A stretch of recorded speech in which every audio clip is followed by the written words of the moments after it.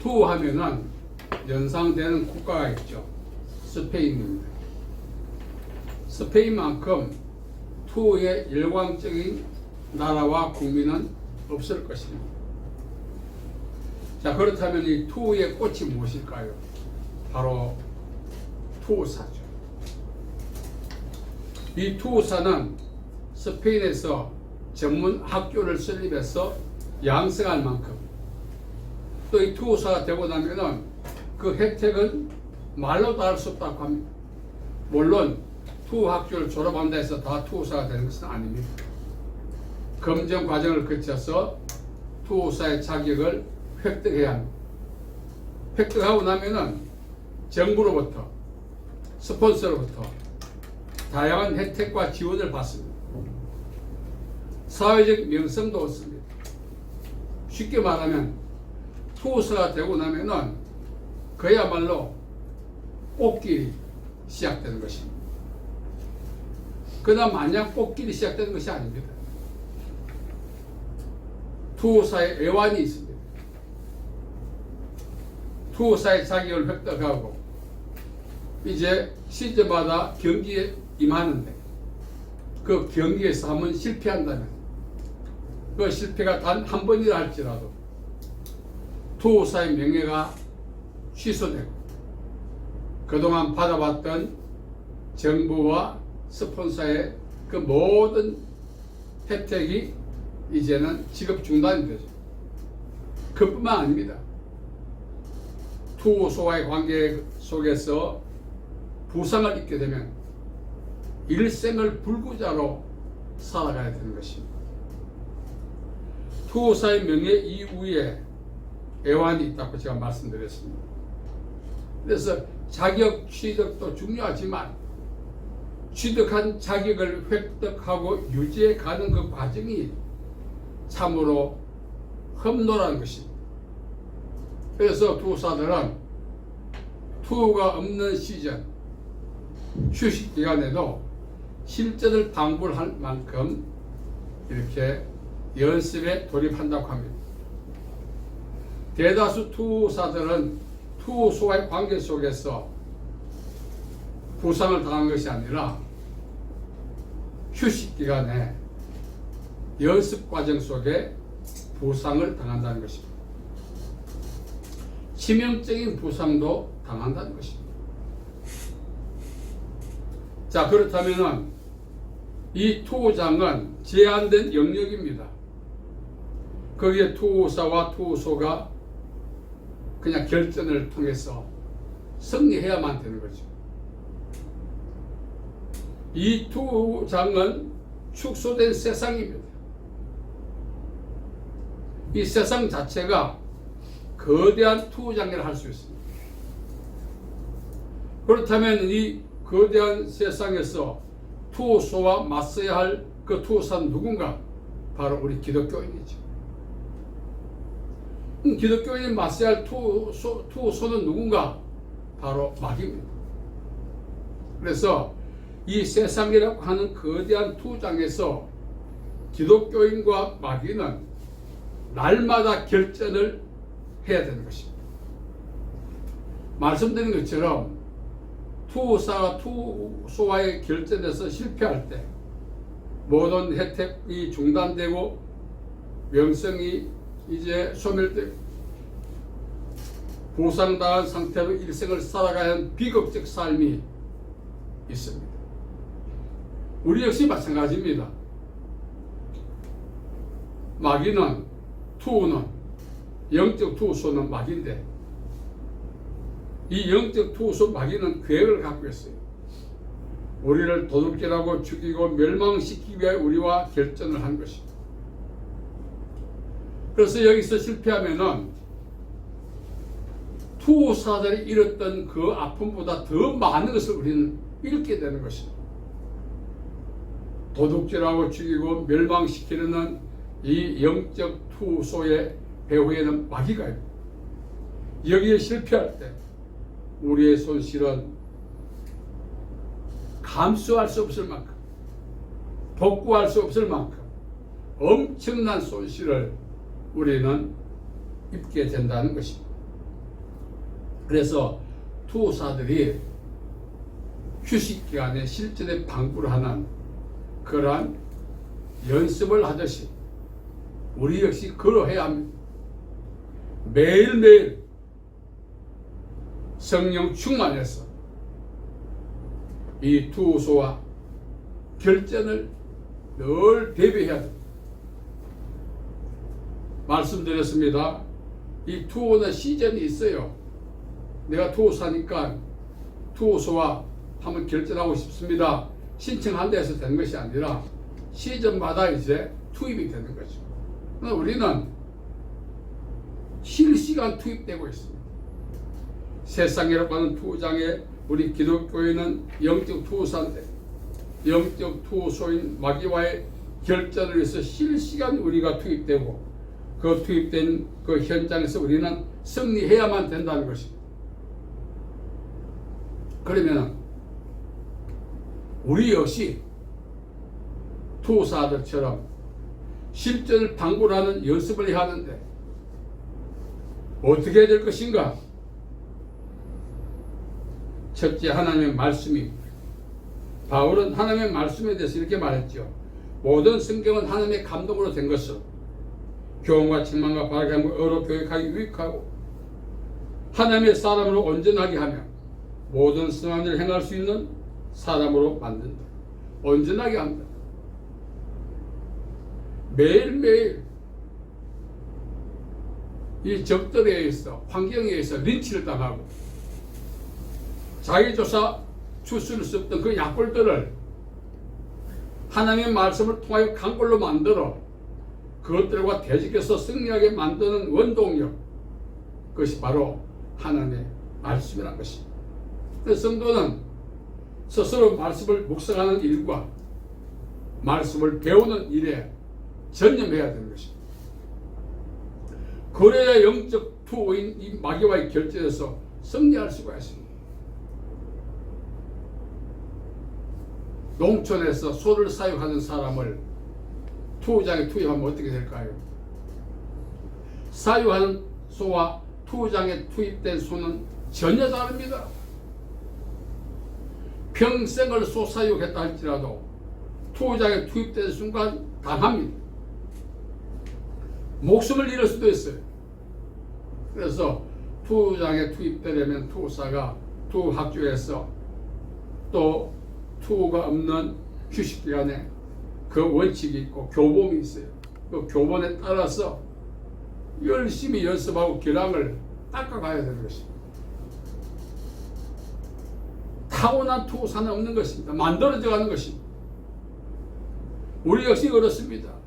모태 신앙이라 해서 영적 투소와 싸워서 이기는 것이 아닙니다.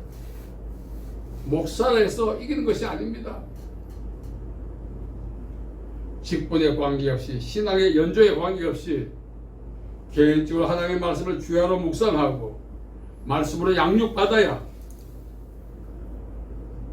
영적 투소와의 결전에서 승리할 수 있다는 사실. 두 번째는 기도하는 것입니다.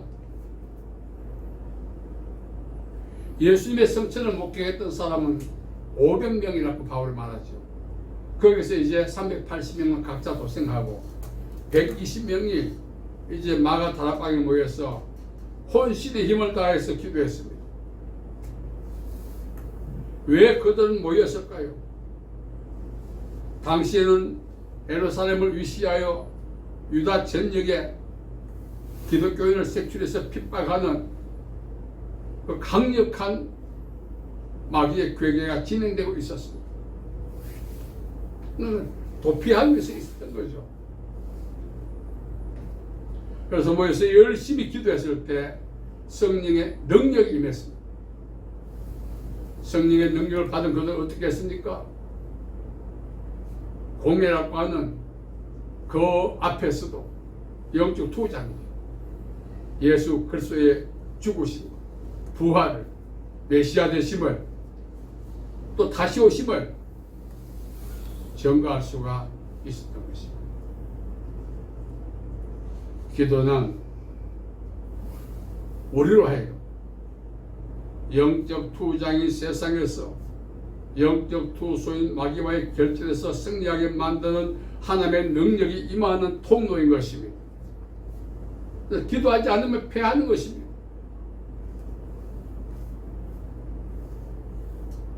오늘 우리는 다 영적 투사들입니다.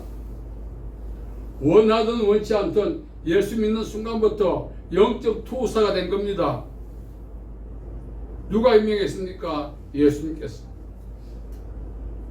그럼 우리가 영적 소와 싸워야 될 투장은 어디입니까? 우리 삶의 현장, 세상이죠. 여기서 영적 투소인 마귀와 결전을 해야 되는, 여기서 우리가 실패하면은 투사들이 부상당하는 그 정도가 아닙니다. 우리가 마귀에게 종속당할 수도 있다는 것입니다. 그래서 우리는 이 영적 투소인 마귀와의 결전에서 승리하기 위해서 어떻게 해야 된다고요? 말씀을 묵상하고 말씀으로 양육받아 온전해져야 되는 것입니다. 더 나아가서 기도를 통하여 성령의 능력으로 충만해야 되는 것입니다. 그래야만 영적 투손 마귀와의 결전에서 승리할 수가 있다는 것입니다. 그 다음에는 믿음으로 일관해야 됩니다. 오늘 본문의 말씀에 보면 베드로 사도가 믿음을 굳건하게 하라. 일관된 믿음이죠. 기복이 없는 믿음, 불순물이 없는 믿음, 그러한 믿음을 가져야만이 마귀를 대적할 수가 있습니다. 오늘 저와 여러분이 살아오면서 스페인에 가본 분 계시는지 모르겠지만 우리가 투사가 되지 못해서 현장감이 약할지 모르겠지만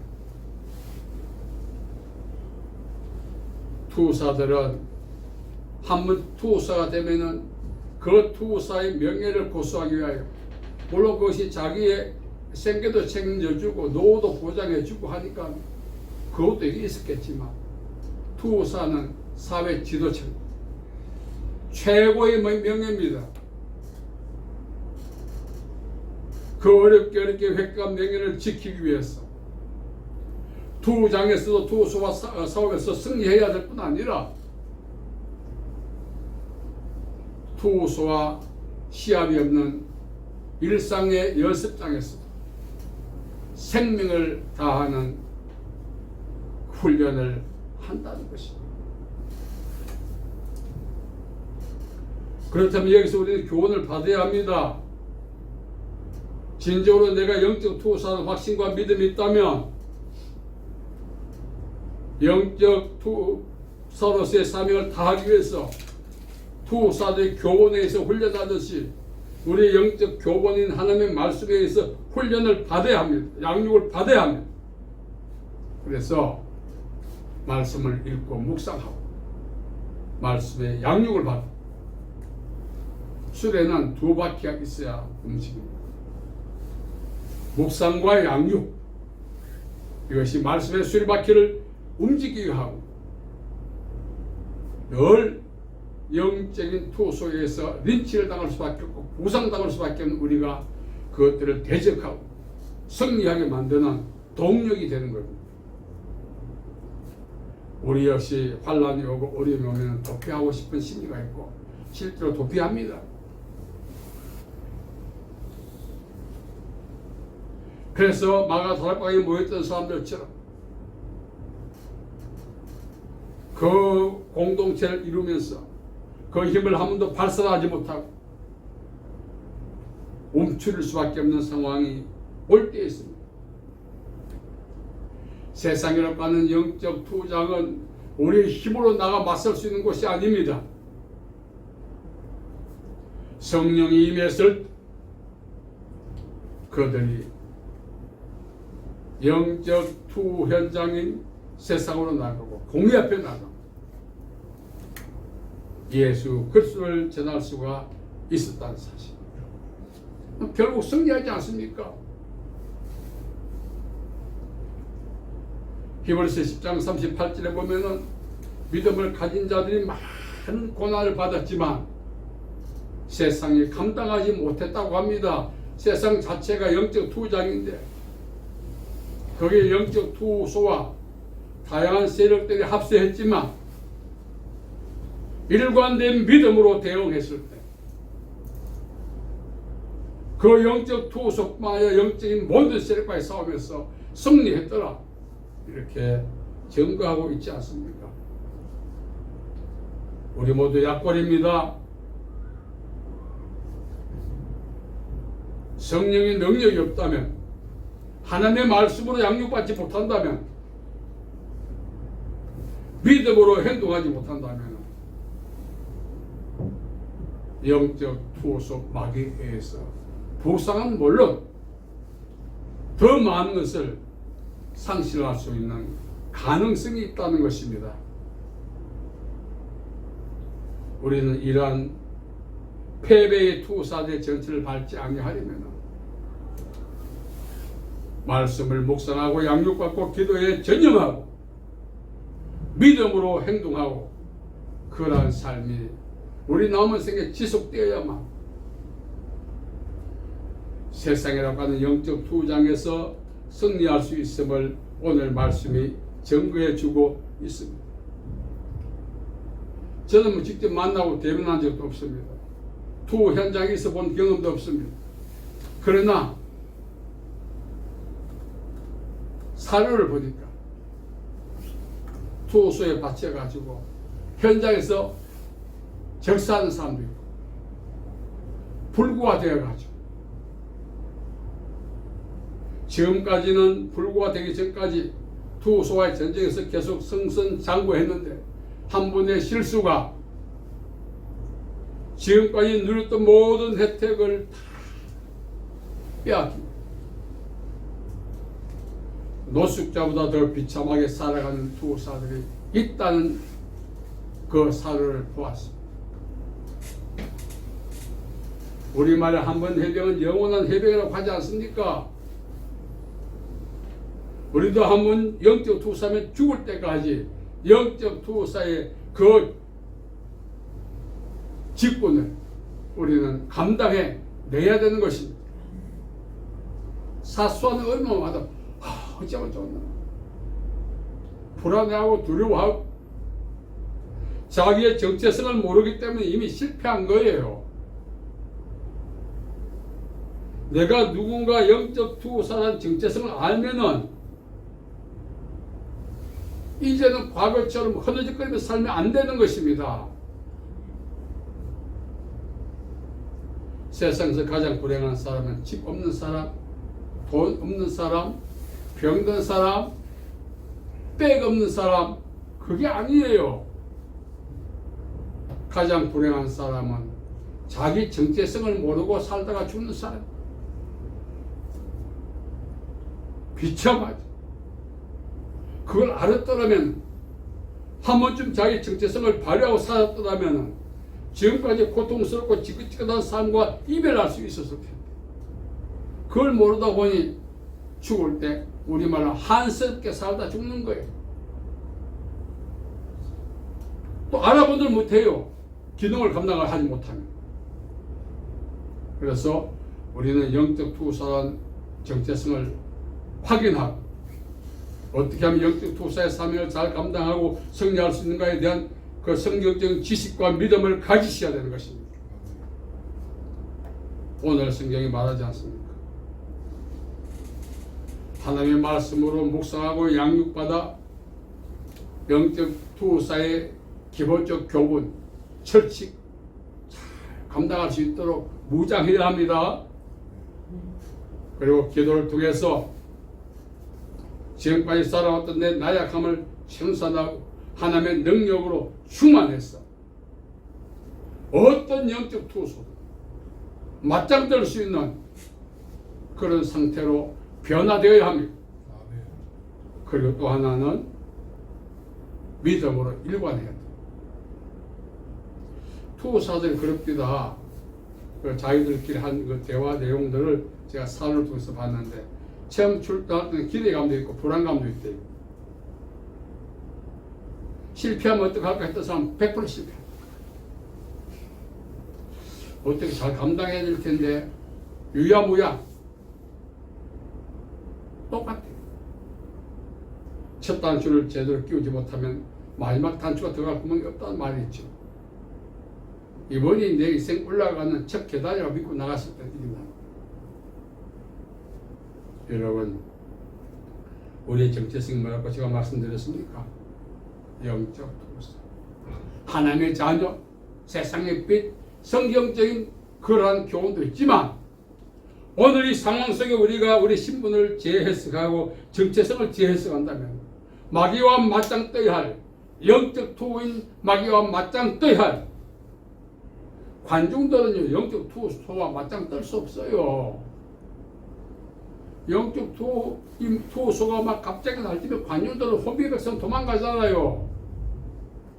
그 날뛰는 투호를 잠잠하게 할 수 있는 유일한 한 사람 누구죠? 투호사. 이제부터 우리는 이 세상이라고 하는 거대한 영적 투장에 우리가 투입되었음을 깨닫고 살아있는 날 동안 이 영적 투호인 마귀와의 싸움에서 승리한다면 스페인 투수가 받았던 그 혜택과는 비교할 수 없는 영적 전리품을 취함으로 복된 삶을 살아가는 기회가 되는 것입니다. 그래서 우리 모두가 하나님의 말씀을 읽고 묵상하십시다. 잘 양육 받읍시다. 그리고 기도에 힘써서 성령의 능력받아 나의 약골을 퇴출시키고 하나님의 강함으로 새롭게 채워져야 합니다. 더 나아가서 믿음을 가져야 합니다. 우리가 감자 삶을 때 소뚜껑 열고 이거 나 있지 않았나 젓가락 쳤듯이 마귀는 그렇게 해서 안 됩니다. 마귀를 대적하라 그러면 너희를 피하라 했는데 그 대적은 은금슬쩍 찔러보는 게 아닙니다. 강하게 세상이 감당치 못한 믿음을 가져야 세상이 그때 물러갑니다. 우리 모두가 남은 생에 영적 투사 삶을 잘 감당해서 우리를 부르신 하나님을 기쁘시게 하고 예수님께서 우리에게 맡겨주신 사명 영적 투소와의 싸움에서 승리해서 예수님을 기쁘시게 할 수 있는 남은 삶을 살아야 되지 않겠어요? 여러분, 오늘 이 말씀이 베드로가 우리에게 전해주는 말씀인 것입니다.